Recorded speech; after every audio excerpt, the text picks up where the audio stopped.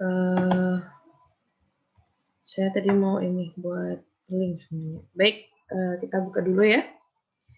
Assalamualaikum warahmatullahi wabarakatuh. Waalaikumsalam warahmatullahi wabarakatuh. Selamat pagi, salam sejahtera buat kita semua. Sebelum saya memulai kuliah daring pada pagi hari ini, untuk terlebih dahulu karena saya belum membuat, saya lupa kalau absennya harusnya dibuat di Google Form ya. Karena orangnya sedikit, jadi saya S aja atau screenshot aja biar yang hadir kuliah pada awal dan pada akhir nanti sesuai dengan jumlahnya. Baik, sebelum saya memulai perkuliahan secara daring, diharapkan untuk menghidupkan video terlebih dahulu karena saya mau mengambil screenshot atau foto screenshot untuk bahwa kehadiran pada pagi hari ini. Silakan hidupkan. Hadi Artono belum menghidupkan.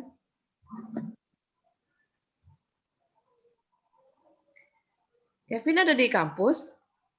Iya Bu, di kampus ini, lagi di luar. Ya, kayak lagi di gedung di luar ya. Iya Bu.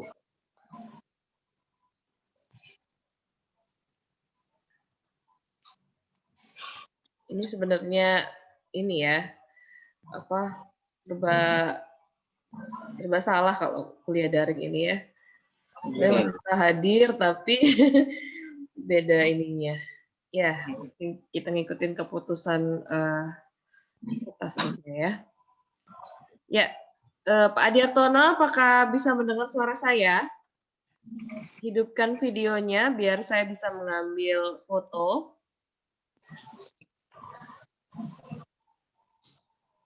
Oke, sepertinya belum mendengar saya atau mengalami gangguan jaringan. Ya, ini ada Infinix yang masuk nih. Saya nggak tahu siapa. Oke, siapakah yang masuk ini? Siapa Infinix ini? Tolong di rename namanya biar... Oke, kayaknya Bu Vice ya. Bu Vice tolong di rename biar saya bisa mengambil foto atau screenshot karena absen yang di Google Form belum saya buat. Jadi untuk mempermudah saya mendokumentasikan absen, jadi kita screenshot aja di foto. Silakan di rename Bu Vice, bisa dimengerti. Nah, oke. Siap.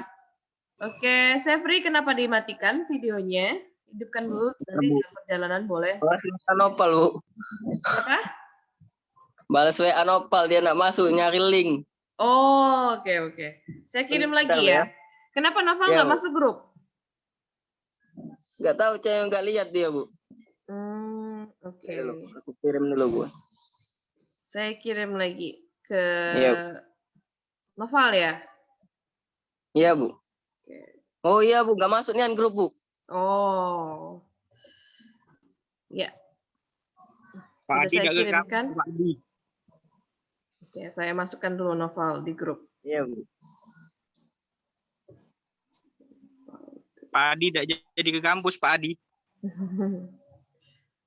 Sepertinya di rumah itu ya? Pak Adi di rumah.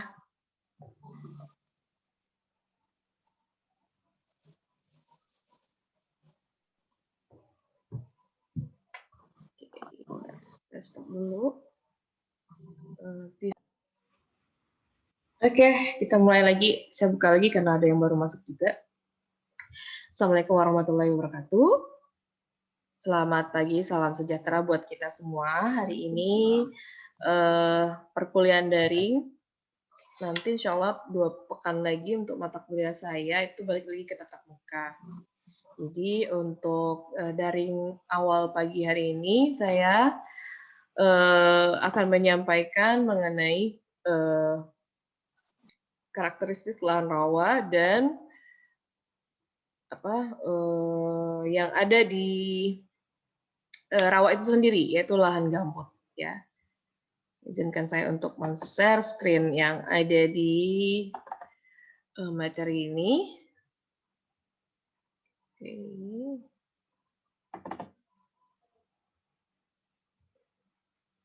Materinya sudah saya kirimkan di grup, jadi teman-teman bisa lihat langsung kalau lagi tidak menggunakan handphone. Tapi kalau misalnya lagi menggunakan handphone, cukup dengarkan saya saja. Ini saya sudah merekam. Insya Allah nanti kalau memang berkemungkinan untuk di-share ke YouTube, ya insya Allah nanti saya share ke YouTube untuk diulang kembali. Tapi Ya, kalau Bu. misalnya nggak ini, ya udah berarti inilah yang saya sampaikan di di Zoom ini ya. Baik, terlihat ya slide saya. Ada satu lagi slide yang kemarin. Oh iya, fungsi ya. Jadi kita akan mengenal dulu apa itu tanah yang ada di lahan rawa ya, atau lahan karakteristik kimia tanah yang ada di dataran rendah atau lahan rawa itu sendiri. Saya memperlihatkan foto eksistensi saya. Pengen muncul. Salah.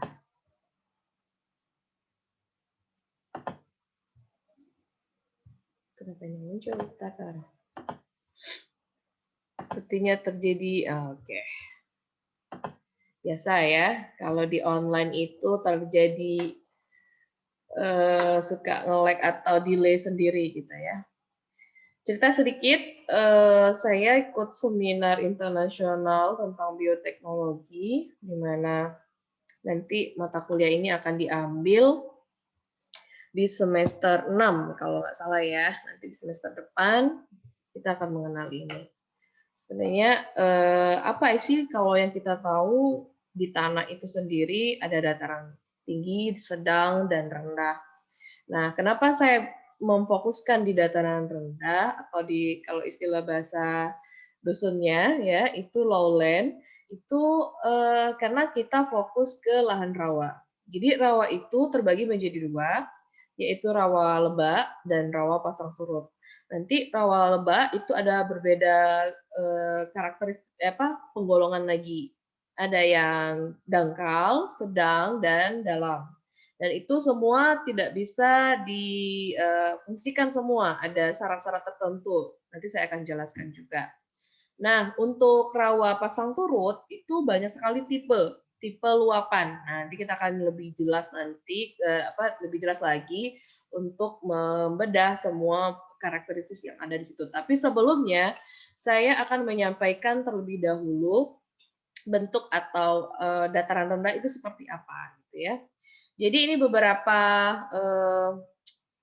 sayuran yang ternyata kalau kita maksimalkan, walaupun tidak semaksimal seperti kita menggunakan lahan subur pada umumnya, tapi kita bisa mengoptimalisasi dengan melakukan pemberian bahan pembena tanah atau bahan amelioran.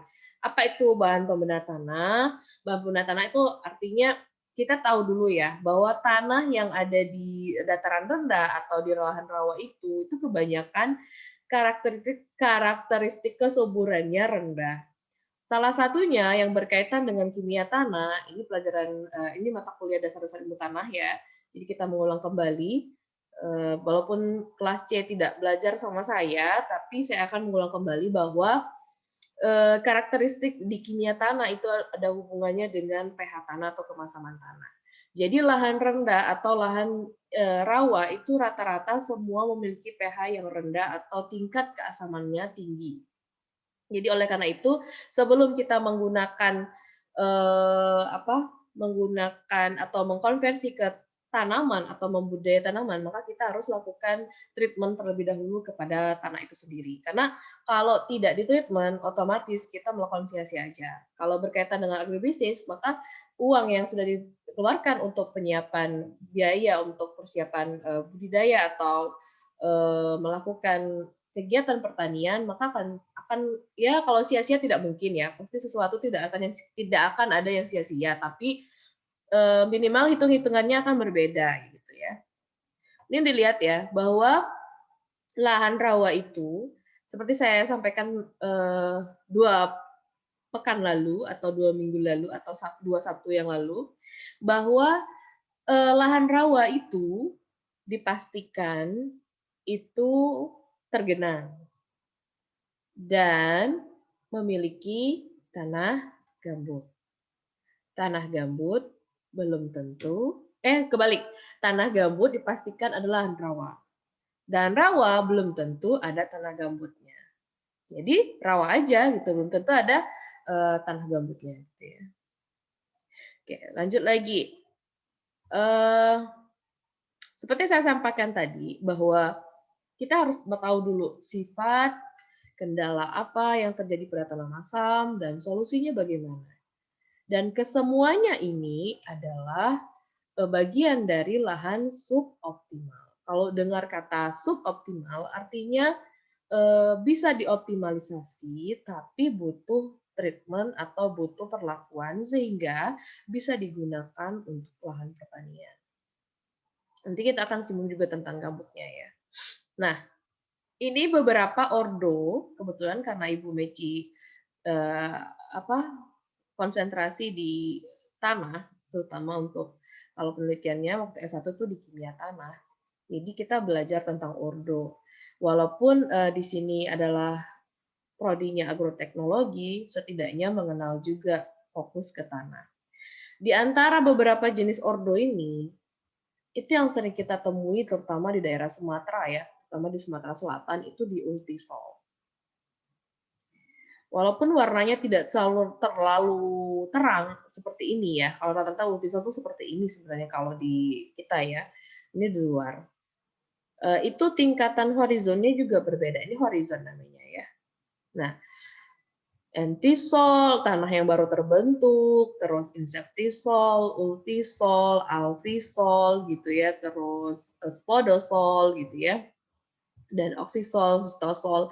Di antara beberapa sol-sol ini, sol itu tanah ya, soil kalau bahasa ininya. Tapi kalau dalam sudah bentuk ordo, dia menjadi sol ujungnya. Ini ada pengertian semua. Saya tidak akan menjelaskan ke semuanya, saya akan menjelaskan beberapa ini aja. Tampak fisiknya saja sudah sangat berbeda. Belajar lagi tentang dasar-dasar ilmu tanah, terutama di kimia tanah. Warna tanah semakin terang, maka akan menunjukkan bahwa tingkat kesuburannya semakin rendah. Jadi kalau misalnya ketemu warna tanah terang, terang benderang, ya walaupun tidak menjadi satu kesimpulan, artinya kita harus melakukan analisis di laboratorium terlebih dahulu ya untuk bilang, oke, pH-nya sekian, oke, unsur hara makronya sekian gitu. Makanya kita harus ngecek terlebih dahulu unsur haranya. Tapi secara fisik kita sudah bisa melihat bahwa lahan yang warna tanahnya terang benderang itu ada kayak kita beli cat ya. Ada kayak semacam kalau nama ininya buku Mansell Soil Color Chart. Kalau di dasar ilmu tanah itu ya. Itu akan menunjukkan tingkat warna tanah atau chrome-nya ya. Jadi ada value-nya, ada yard-nya, ada chrome-nya gitu ya. Sama kayak kita beli cat gitu. Ngecek beli cat terus warna yang apa yang kita mau pilih gitu. Nah, yang ada di rawa itu rata-rata kebanyakan ordohistosol. Sedangkan lahan kering walaupun dia suboptimal itu ultisol. Ultisol itu kalau nama ininya potsolik merah kuning. Ya. Jadi memang dia didominasi dengan warna merah dan warna kuning. Tapi bukan bukan timbunan ya. Kalau timbunan kan artinya bukan lahan tanah asli ya. Kalau timbunan tuh bisa dikategorikan entisol atau inseptisol gitu ya.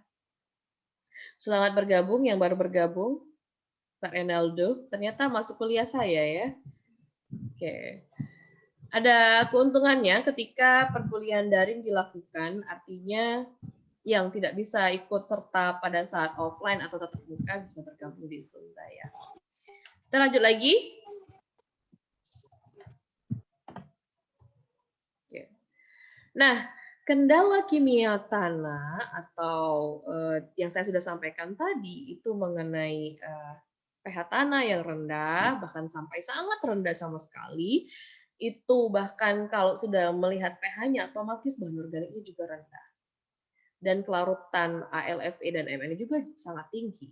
Al itu aluminium, Fe itu besi. Jadi kalau teman-teman, saya bilang teman-teman aja ya, teman-teman di sini melihat ada lahan rawa, terus ada padinya, di genangan padi itu warnanya seperti warna merah, bahkan bisa kayak apa ya, berminyak gitu. Itu kandungan Fe-nya tinggi.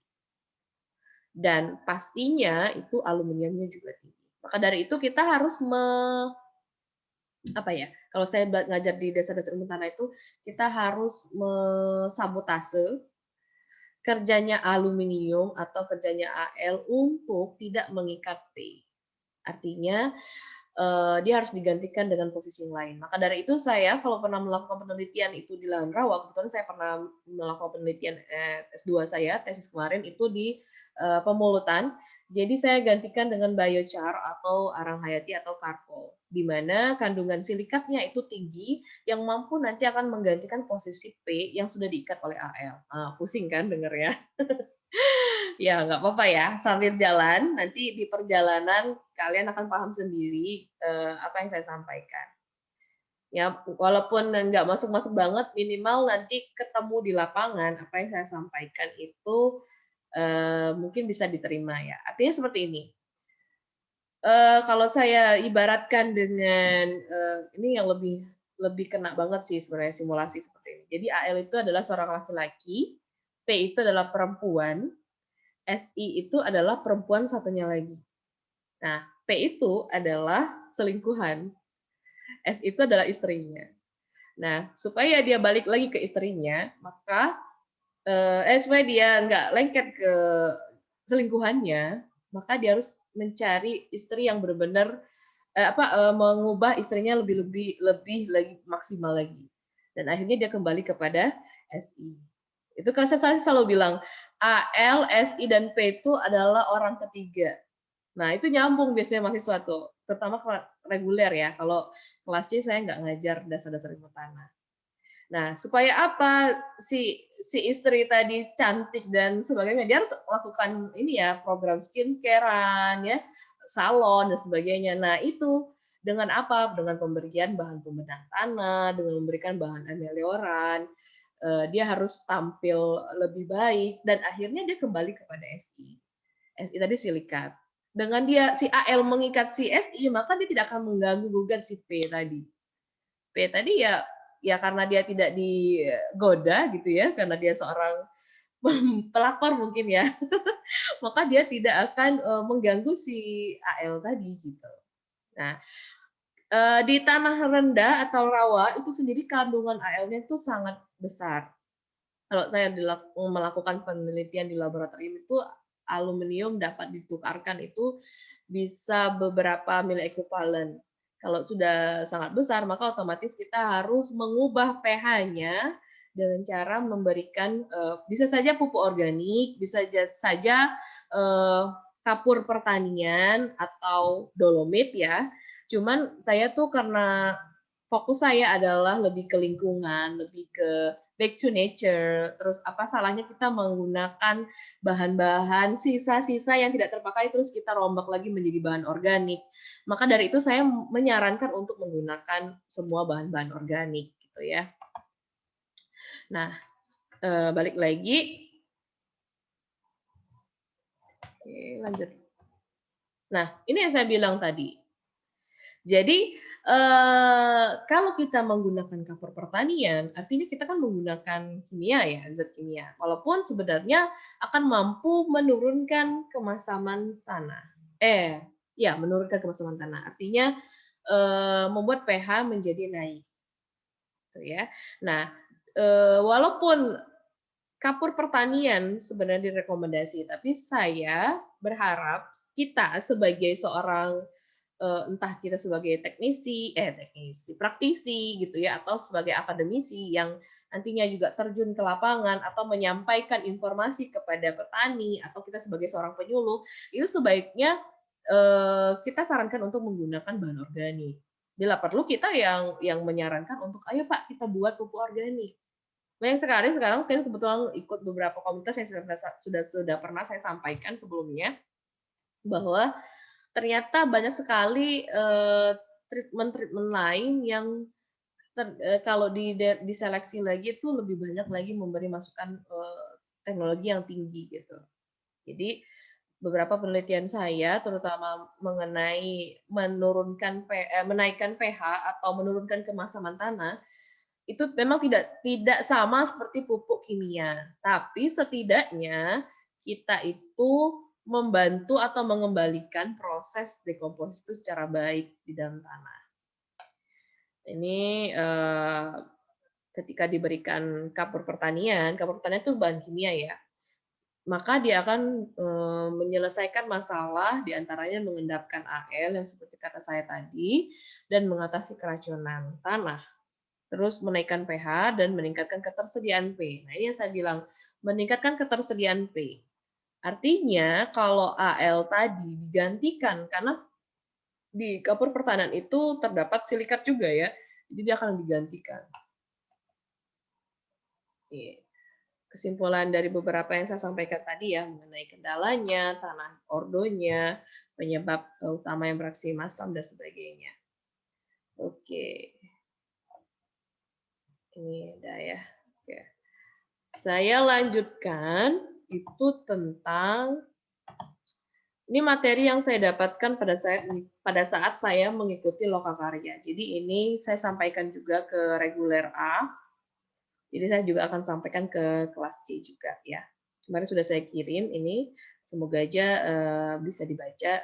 Yang baru bergabung nanti saya kirimkan kembali materinya. Oke.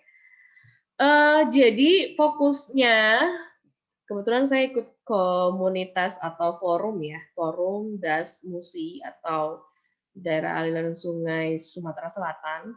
Jadi memang SK-nya langsung dari gubernur, ini di-handle oleh dengan mitra kerjasama iCraft. iCraft itu adalah salah satu kayak lembaga riset khusus untuk di bidang lingkungan, terutama daerah aliran sungai dan gambut. Maka dari itu saya akan menyampaikan, jadi saya itu mengikuti Lokakarya ini sebenarnya lebih ke penjelasan gambutnya sih sebenarnya. Jadi ternyata untuk menyampaikan informasi terkait lingkungan itu sulit kalau sudah dewasa, apalagi sudah makan asam garam kehidupan. Banyak sekali cerita ketika kita menyampaikan, Pak, nanti kebakaran hutan seperti ini, Pak, nanti kita ubah seperti ini. Banyak sekali mereka bilang, kau tahu apa? Karena saya sudah lama tinggal di sini, kami sudah turun-temurun budayanya seperti ini. Maka dari itulah diambil keputusan atau salah satu terobosan untuk bisa mengubah pola pikir mindset bahwa pendidikan lingkungan di usia dini terutama itu sangat penting sekali. Ternyata kita harus tahu dulu juga ya, kenapa sih gambut itu bisa sangat berperan penting dan bahkan memiliki fungsi dalam kehidupan dan penghidupan.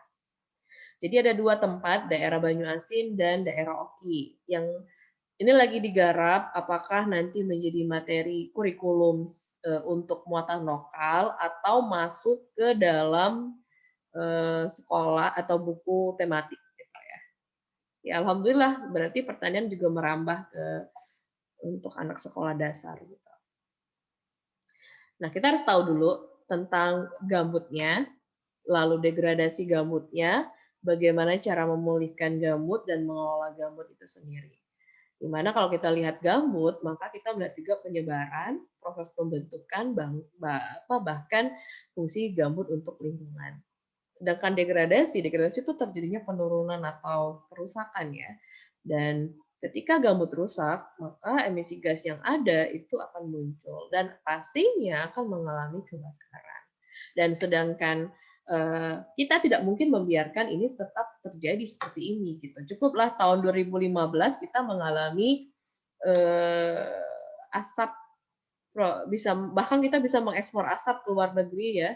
Karena luar biasanya Indonesia bisa menghasilkan asap ya. Saya ingat benar waktu saya mau wisuda tahun 2015 tuh ngurusin tesis saya, S2 saya, dan akhirnya merasakan betul bagaimana asap itu sudah luar biasa mengganggu kesehatan terutama ya.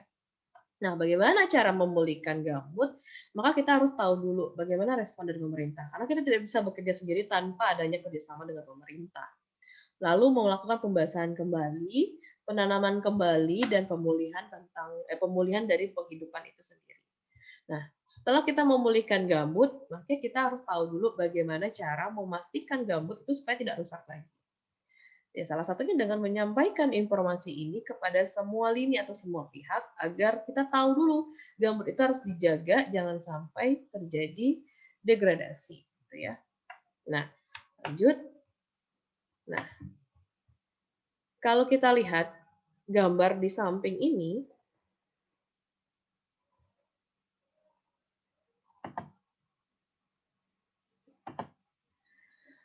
gambar di samping ini menjelaskan bahwa itu gambut sudah ada sekitar 360 tahun. Udah pada lahir belum? Kalau saya belum lahir ya.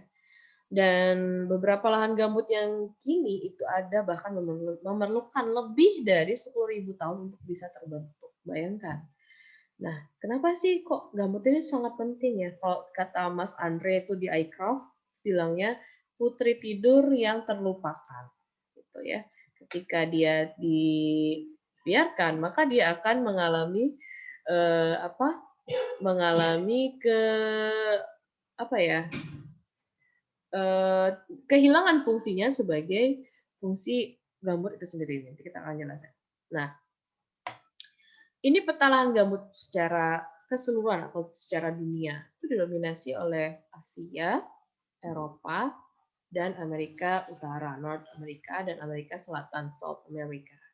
Jadi kalau kita lihat lambang hijau ini, itu known location of peatland. Peatland itu kalau nama Indonesianya itu ya, bahasa dusunnya peatland ya, lahan gambut. Peat itu gambut, lahan itu land ya. Jadi terus yang warnanya agak abu-abu ini itu countries with known peatlands. Jadi negara-negara yang dengan lahan gambutnya yang luar biasa. Gitu. Nanti kita lihat perbedaan antara gambut yang ada di Indonesia dengan gambut yang ada di dunia ya, di luar. Gitu ya. Nah, ini yang ada di Eropa. Ini gambut di Eropa dan negara lain di belahan bumi utara.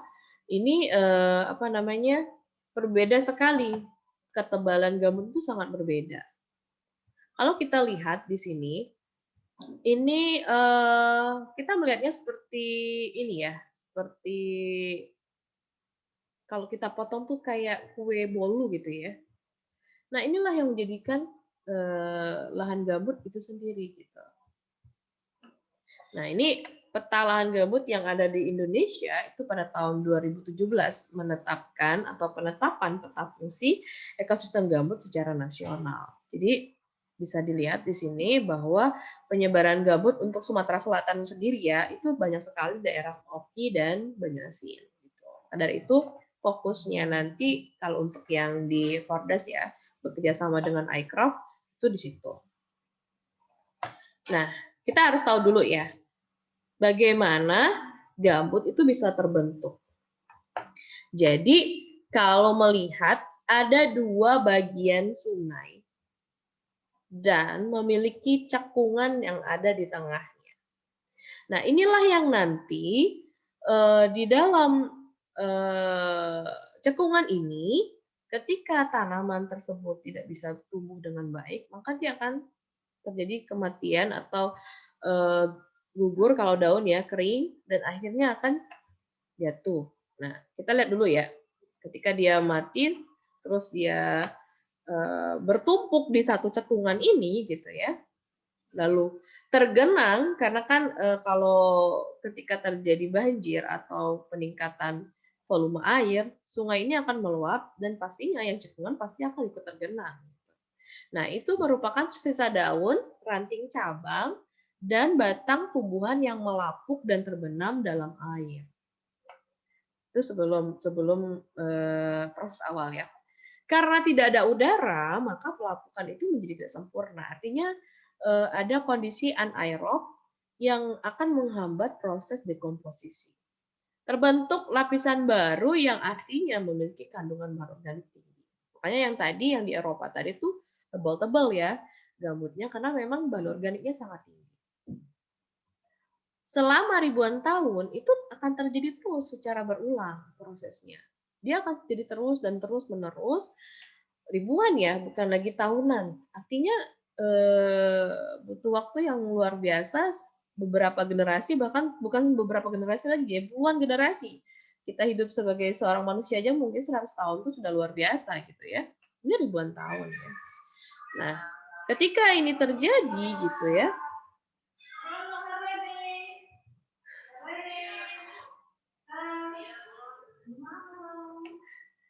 oke, lanjut ya. Cukup terdengar ya suara saya ya. Yuk Rus kecilin dikit yuk, lagi daring yuk. Oke, kita lanjutkan kembali. Ketika terjadinya proses secara berulang, tergenang, terus terakumulasi, terdekomposisi, terus mati lagi tanamannya dan sebagainya, maka dia akan terjadi bentukan seperti dom atau kubah. Itulah yang nanti akan disebut sebagai gambut. Ribuan tahun. Makanya kalau pernah main ke lahan gambut, saya nggak tahu apakah di antara orang berapa ini, kalau salah Renaldi kalau nggak salah ya, masih nggak ada di sini.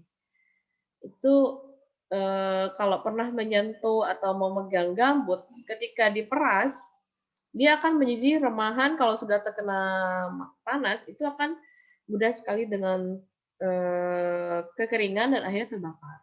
Kalau istilah kita tuh kalau makan sesuatu kayak crunchy gitu.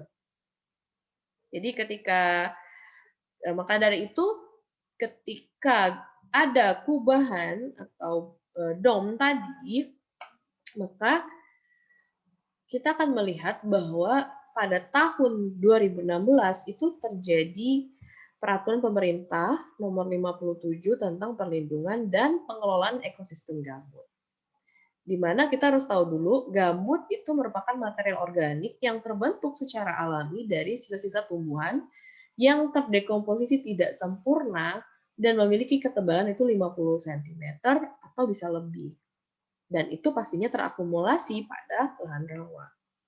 Di mana ekosistem itu sendiri itu tatanan unsur gambut yang merupakan satu kesatuan utuh yang menyeluruh yang saling mempengaruhi dalam membentuk keseimbangan atau stabilitas dan produktivitasnya. Nah, kesatuan hidrologis gambut itu memiliki 2 sungai di antaranya. Seperti ini. Tadi simulasinya secara animasi, secara gambar. Nah, ini benar-benar realnya. Jadi kita kalau melihat di bagian atas, kalau mengambil foto melalui GIS gitu ya, maka seperti ini. Ada 2 sungai. Nah, yang kita bicarakan tadi itu gambut di tengah-tengah ini. Biasanya itu kadang-kadang terjadi penurunan kalau ada 2 sungai di antaranya. Nah, ketika dia penurunan ini, maka posisinya akan mudah sekali terjadinya genangan atau perendaman. Nah, kalau ada di dalam ini sisa-sisa seresa atau sisa-sisa tanaman, maka dia terdekomposisi tidak sempurna karena dia terendam. Ya. Jadi bisa dilihat ya, kalau kita melihat lebih detail lagi itu seperti ini tanahnya. Ini di Indonesia ya, kalau nggak salah di Kalimantan. Kalimantan tuh banyak sekali lahan gambut, tanah gambutnya. Makanya rata-rata kalau yang berhubungan dengan perkebunan, karena biasanya lahan gambut tuh rata-rata dikonversikan ke perkebunan, seperti sawit gitu ya, akasia dan sebagainya. Oke, kita lanjutkan kembali. Nah, ini simulasi ketika fungsi gambut itu bersifat sebagai penyimpan air. Jadi kalau kita pernah nonton SpongeBob, ya, ketika kita menggunakan spons atau menyerap atau membersihkan pakai kanebo ya, termasuklah spons juga ya. Dia sifatnya sangat bisa menyerap belasan kali lipat dari bobot kering. Jadi bayangkan kalau tanah banyak kandungan atau tanah gambutnya, maka dia akan bisa menyimpan air, apalagi posisinya di hutan, di mana sangat penting sekali, terutama untuk air ya dalam kehidupan. Oke, jadi sifat gambut ini pastinya akan mencegah terjadinya banjir ketika di musim penghujan. Nah, kalau kita melihat sebaliknya, ketika dia mengalami musim kemarau atau kekeringan, maka dia akan melepaskan air. Jadi istilahnya kayak penampung ya. Jadi kalau misalnya kering, maka dia akan melepaskan air ke jaring-jaring sungai yang ada di sekitarnya. Maka dari itu, kita sering mendengar daerah sungai dan sebagainya. Daerah sungai itu kan dataran ya, yang mencakup semua aliran sungai gitu. Baik dari mulai saluran primer sampai ke saluran tersier. Bahkan saluran cacing kalau di dalam lahan gitu ya. Nah, setelah dia berfungsi sebagai melepaskan air, maka dia juga berfungsi sebagai penyimpan cadangan karbon yang baik. Jadi kalau misalnya tanah gambut itu memiliki sisa-sisa tumbuhan, dia akan memiliki cadangan karbon yang lumayan. Dan ini setara seperti kita mengeluarkan gas metan. Ya, jadi memang 1 meter kubik itu memiliki cadangan karbon yang cukup tinggi. Yang bentuk CC ini adalah karbon maksudnya gitu ya. Nah, manfaat dari lahan gambut itu sendiri, ya, di antara yang pertama menjaga tata air seperti yang saya sampaikan tadi. Oke, terus di mana dia bisa mengurangi dampak ya pada saat musim penghujan atau musim kemarau.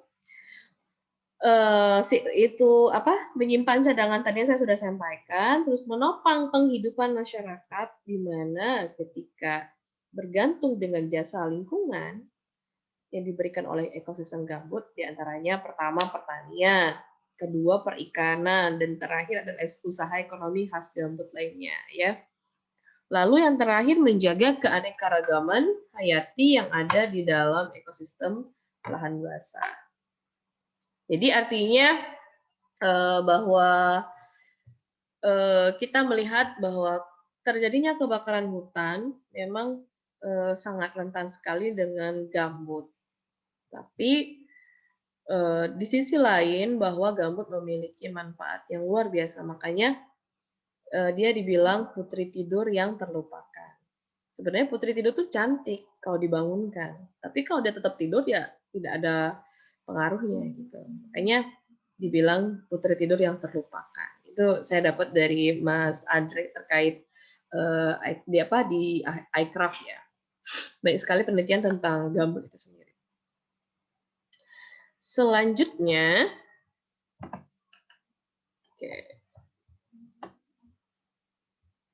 terjadi kerusakan ekosistem ekosistem gambut itu kalau kedalaman gambutnya memiliki tebal sekitar 4 meter. 4 meter itu butuh 2000 tahun untuk bisa terbentuk setebal 4 meter. Bayangkan, 2000 tahun berapa kali manusia hidup itu ya. Kalau ini nggak ada lagi sudah, siap-siap. Dunia akan hancur dan pastinya akan menyeramkan sekali kalau sudah kita bahas tentang ini ya. Makanya tugas kita sebagai seorang, saya rasa kita khalifah semua ya, kita semua pemimpin semua, ketika kita harus bisa melakukan hal bijak untuk, terutama untuk dunia, terutama untuk makhluk hidup ya. Kita harus tahu juga bahwa, oh ternyata tanah gambut, karena mungkin di sini teman-teman tidak langsung bersentuhan dengan tanah gambut, setidaknya ketika teman-teman, karena kan sini rata-rata bekerja sebagai akademisi atau praktisi ya di bidang pertanian gitu ya.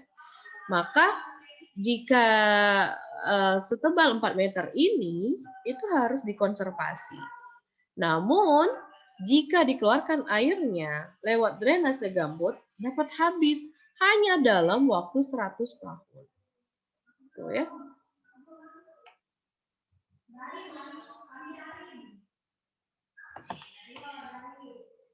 ini yang saya katakan ketika adanya drainase di sekitar lahan gambut itu sendiri. Nah, selain itu, merupakan emisi gas rumah kaca yang akan mempengaruhi ke lapisan ozon yang ada di bumi kita. Artinya kalau lahan gambut mengalami kering tak balik atau irreversible, maka dia akan terjadi kebakaran. Kalau kebakaran akan menghasilkan karbon yang nantinya akan mempengaruhi atau menghasilkan emisi gas rumah kaca.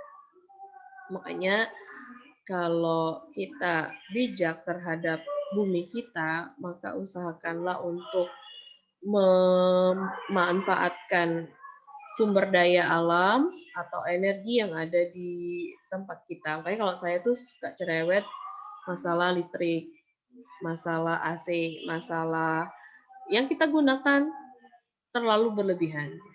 Kalau masih bisa dialami, buat alami, tapi kalau memang harus ini ya, saya juga mengajak semuanya, saya tetap memanfaatkan sisa, walaupun sebenarnya di sela-sela kesibukan saya mencoba untuk mendekomposisi, terus membuat pupuk cair, membuat larutan ekoenzim dan sebagainya. Itu serta-merta karena kita atau menggunakan minyak jelantah lalu dibuat produk baru, itu serta-merta karena untuk menjaga lingkungan kita.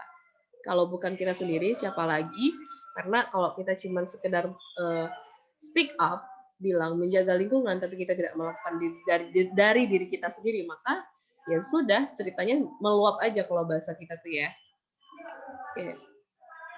Nah, ini yang kata saya ketika gas emisi atau emisi gas rumah kaca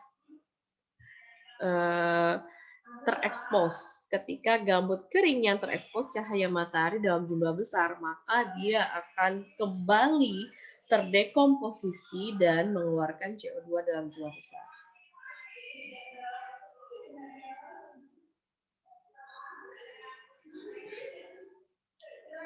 Saya sangat terganggu kalau saya udah bilang saya ngajar daring, masih juga di loudspeaker.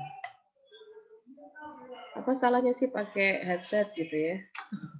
Saya aja pakai headset supaya tidak mengganggu. Oke, saya mau nyari tempat, saya bingung ya. Kalau di kelas juga rame gitu ya. Saya sudah cari tempat di ruangan saya sendiri, malah justru mengganggu ini. Saya tuh paling nggak bisa konsentrasi. Kalau sudah ada yang ini, karena ngobrol biasa bukan daring. Ya. Oke lah, lanjut ya ke kebakaran lahan. Seperti yang saya bilang tadi, ketika gambut kering, maka dia terekspos dengan cahaya matahari dan lalu mengeluarkan emisi gas rumah kaca atau CO2 tadi gitu ya. Nah, ini juga sama. Ketika gambut kering itu sangat rawan terbakar di musim kemarau, maka sulutan api itu sedikit saja itu bisa membuat bencana besar. Jadi bukan berarti kebakaran itu serta-merta mungkin saja benar adanya akibat dari akibat dari kelakuan manusia itu sendiri atau membakar secara sengaja. Tapi ada hal lain, gambut yang mengalami kekeringan, dia akan menimbulkan titik-titik api yang sehingga dia akan terjadi kebakaran secara tidak sengaja. Maka dari itu tadi ada pemulihan kembali dengan cara pembasahan kembali. Jangan sampai gambut menjadi kering. Sifat gambut itu kering tak balik. Tidak bisa kembali ke asalnya. Kalau sudah kering, ya sudah crunchy, hancur. Makanya kalau ada gambut yang kering, dikena sinar matahari, terjadi percikan api, kebakaran lah. Itu ya. Walaupun kenyataannya banyak sekali juga, itu karena memang disengaja. Gitu ya. Nih, bayangkan di tahun 2015 ini saya akan buat, nah ini titik-titik yang ada di sini, ini bukan titik-titik cherry atau titik-titik apa gitu ya. Ini adalah kebakaran hutan dan lahan pada ekosistem gambut di Sumatera Selatan dari tahun 2018 sampai 2010. Di tahun 2015 itu paling banyak sekali titik kebakaran. Ini di Sumatera Selatan.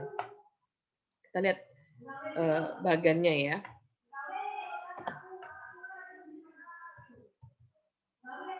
Nah, ini ya, bagan di sini paling tinggi sampai 20.000 titik yang ada di Sumatera Selatan. Mulailah dilakukan pemulihan dan sebagainya sampai akhirnya di tahun 2016 terjadi penurunan yang cukup signifikan sampai akhirnya sekarang ya, yang harusnya musim hujan tapi masih juga terasa sekali menyengat musim kemarau ya.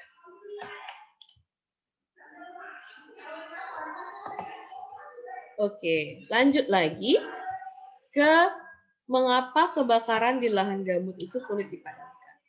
Pertama, kalau gambut itu mengering, maka bahan organik cenderung akan lebih mudah untuk terbakar. Kedua, lahan gambut yang dikeringkan akan menyebabkan area ini akan sangat rawan atau bahaya kebakaran. Jika telah terbakar, maka kebakaran di lahan gambut itu cenderung sulit dipadamkan karena api merembet di dalam tanah, bukan di permukaan. Dan ketika asap dari kebakaran lahan gambut itu menjalar kemana-mana, maka jutaan manusia menjadi korban. Jadi besar sekali efek samping dari kalau kita tidak bisa menjaga gambut dengan baik. Ya. Nah, kerugiannya pastinya kalau dalam bentuk dolar itu sampai 16 miliar. Pasti, sangat pasti sekali itu ya. Dan ini jumlahnya bisa 2 kali lebih besar dari kerugian dan kerusakan akibat tsunami tahun 2004 di Aceh, bayangkan. Dan itu juga setara dengan 1,8% produk domestik bruto. Nah, estimasi ini juga akan mencakup kerugian pertanian, kehutanan, transportasi, perdagangan, industri pariwisata, bahkan sektor lainnya. Dan sebagian dari kerugian itu akan mengakibatkan kerusakan dan kerugian langsung terhadap hasil panen, kehutanan, perumahan, dan infrastruktur. Banyak sekali kerugian ekonomi yang disebabkan dampak yang secara tidak langsung, seperti terganggunya perjalanan udara, laut, dan darat akibat asap pasti itu. Ya, jadi ketika kita sudah berhubungan dengan ini, maka kebakaran hutan gambut itu sangat mendominasi di Indonesia itu sekitar 865% ya. Ya 865. Dari itu kita akan menemukan bahwa 23% itu luas provinsinya dan 2,09 itu luas lahan gambut yang ada di Indonesia. Ya.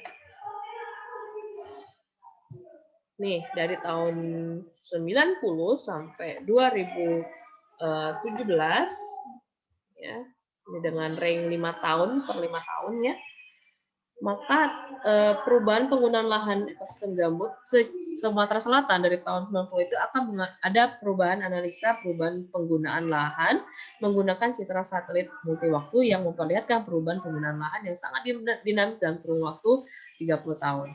Ini di sini sudah bisa terlihat bahwa warna hijau itu dominasi dengan hutan primer, hutan sekunder kecepatan tinggi, kerapatan tinggi dan kerapatan rendah sampai akhirnya di sini ada icon-iconnya berhubungan dengan lahan, ya. Dan yang warna biru muda itu didominasi dengan komoditi kelapa, ya gitu ya, abu-abu kelapa sawit skala besar dan sebagainya. Siapa yang kerjanya di perkebunan? Coba saya mau lihat dulu. Coba dihidupkan dulu, saya mau dengar suaranya. Saya capek ngomong sendiri kalau nggak ada interaksi di dalam Zoom ini. Saya lihat di sini, sebenarnya Novaldo ada di satu ruangan, saya nggak tahu apakah di kantor, apa di kampus gitu ya. Kalau Kevin ada di kampus, salam. Kalau Sevri sepertinya pakai virtual background, saya nggak tahu ada di mana. Kalau Bu Vice sepertinya lagi di perjalanan, lagi di mobil ya. Pak Adi nggak muncul videonya. Terus Imam juga belum ada videonya, Renaldo juga seperti itu. Ini yang absen, nanti kita pas terakhir ngabsen lagi, karena absen awal dan absen akhir itu berbeda ya. Ya, ini sepertinya saya lihat Imam ini ada di rumah sepertinya. Udah mandi belum, Mam? Apa baru bangun? Baru bangun, Bu, caknya itu. Aduh, baru bangun. Gimana Udah, Bu. sih kuliah baru bangun? Nak kondangan Bu ini Bu. Udah kondangan. Wih, boleh lah. Makan ayam mati ya. Kalau bahasa kami itu Bu nak nyambuti ayam. Nyambut di daerah mana, Imam? Pemulutan Mulutan ya? Bu. Oh, iya. Saya di Pemulutan kemarin penelitiannya itu di daerah, bukan daerah, yang batas, apa itu, kalau pasar Kalangan tuh, nah. Itu ada Kalangan, iya. keluarga suami tinggal di situ yang rumah merah itu loh. Iya Bu. Nah, itu di situ. Jadi memang aktivitasnya masing-masing berbeda ya. Kevin nih ke kampus ngapain, Kevin? Mau ikut pertemuan apa gimana? Ada MK Bu Endang Bu hari ini. Oh, secara offline ya, tatap muka ya? Iya. Oke. Oke, kalau begitu kita udah jam 10. Ada pertanyaan kah? Ini sudah saya kirimkan ya. Kita stop share dulu. Stop share. Iya. Ada pertanyaan kah sejauh ini sebelum saya menutup? Karena saya udah nggak konsentrasi lagi kalau sudah ada suara-suara ya. Jadi saya nggak bisa melanjutkan, kita diskusi aja ya. Kalau masalah materi saya sudah jelaskan. Saya rasa cukup jelas untuk bisa dibaca kembali ya. Saya gitu orangnya. Jadi hilang mood kalau istilah kita tuh hilang mood. Ya. Ada nggak yang dibahas? Saya kemarin lihat ada Bu Vice, ada Kevin, biasanya ada Wisnu tetap muka kemarin. Ada Pak Adi. Ini yang Sevri, ada nggak kemarin ya? Ada ya? Tetap muka? Ada, Bu, ada. Oh, ada ya. Oke. Ada yang mau dibahas nggak? Sebelum saya melanjutkan, tugas apa untuk pengganti UTS? Saya sudah nyampein belum pengganti UTS atau MIK? Belum Bu. Belum. Bu. Nah, sebelum saya lupa, jadi semua yang saya ampu sebagai dosen itu UTS tidak pernah saya berlakukan. Karena bagi saya percuma saya ngasih soal, jawabannya sama copy paste. Jadi saya selingi dengan tugas saja yang akan menggantikan posisi komponen UTS. Kalau US atau ujian semester itu tetap, karena memang, saya matiin dulu ya. Oke, cukup ya untuk ini ya. Nanti saya mau upload, ini dong. Saya matiin.